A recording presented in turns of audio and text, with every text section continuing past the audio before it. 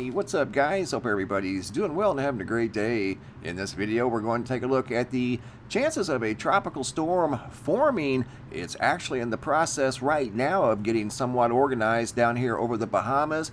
Could move into the Gulf of Mexico and strengthen into a tropical storm, making landfall in one of these areas. We'll come back and take a look at that here in just a minute. Also, we're going down to Antarctica.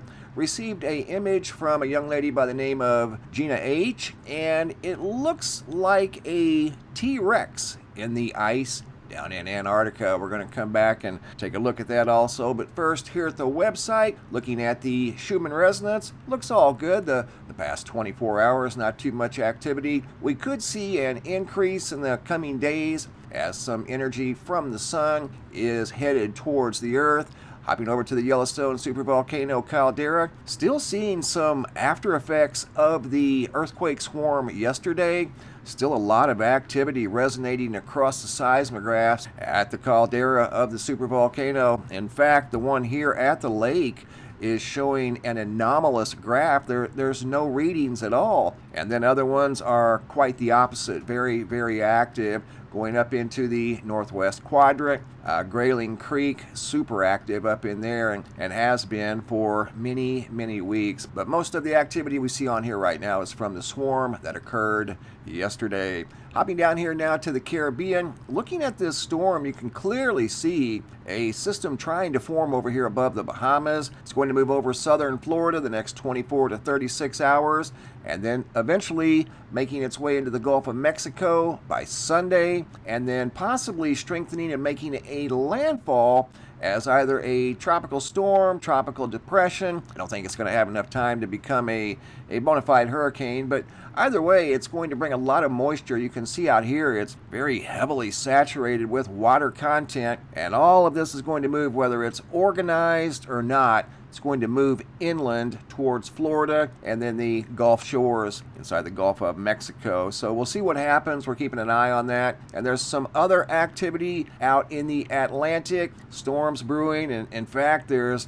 Paulette and Renee that more than likely aren't going to affect the U.S. mainland. Could, however, have an impact on Bermuda. Right now, I want to take you guys down to Antarctica. Gina shared this photo with me from Google Earth down in Antarctica. I'm going to take you down to this location to where what looks like a Tyrannosaurus Rex laying on the ground intact. Here's the location. You can find the coordinates down below in the description box. The reason I don't have them up here on the screen is because when I do, I can't rotate the image. So the coordinates are 7252 south, 7456 east. But this is just for fun, guys. I mean, this looks identical to a T-Rex, almost intact, but it's way too big.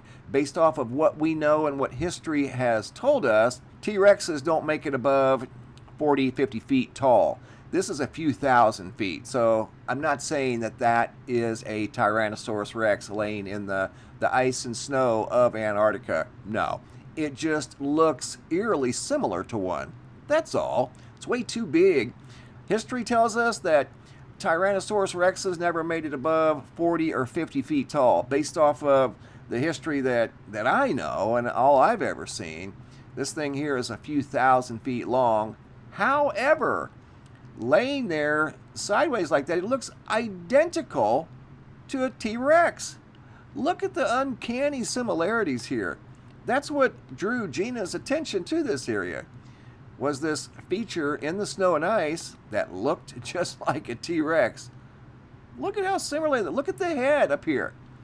Got the mouth wide open like that one there. Got the eye socket right there. The back part of the head, obviously the leg, torso, tail. I mean, it does. It looks just like one, frozen in the ice, but it's way too big. It's even got the neck, right there's the back part of the head, mouth. We're going to zoom in. You can see what looked like where there were teeth, jawbone, skull bone. That's the body that was possibly frozen intact. The long legs, got the shorter arms that you really can't see in this, then the long tail that goes back. It's got every feature pretty much of a T-Rex. It's just way too big.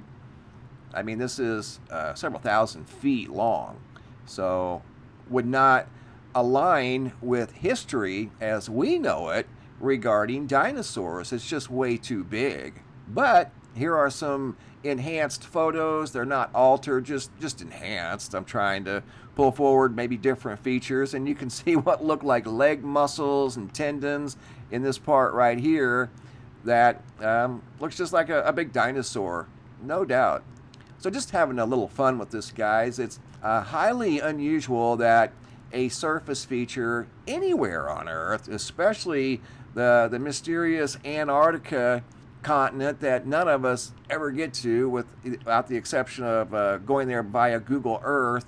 We have a surface feature that looks eerily similar to that of a T-Rex, but again, it's way, way too big. I mean, this is several thousand feet in both directions. But just for fun, that's all. That was a photo sent in by Gina H., who found that on Google Earth and noticed the uncanny resemblance to that of a dinosaur. So there you go. And again, just having a little fun. I'm not saying that that's a dinosaur, but back to the tropical storm that's potentially brewing over the Bahamas right now. You can see this thing is loaded with energy, and it's starting to get some rotation. The waters in this area are very, very warm, more than warm enough to support the development of a tropical storm. So again, either way, it's going to move into the Gulf of Mexico. Regardless of what it is, look for some sort of a rain event starting on Sunday night into Monday along the Gulf Coast in the New Orleans area,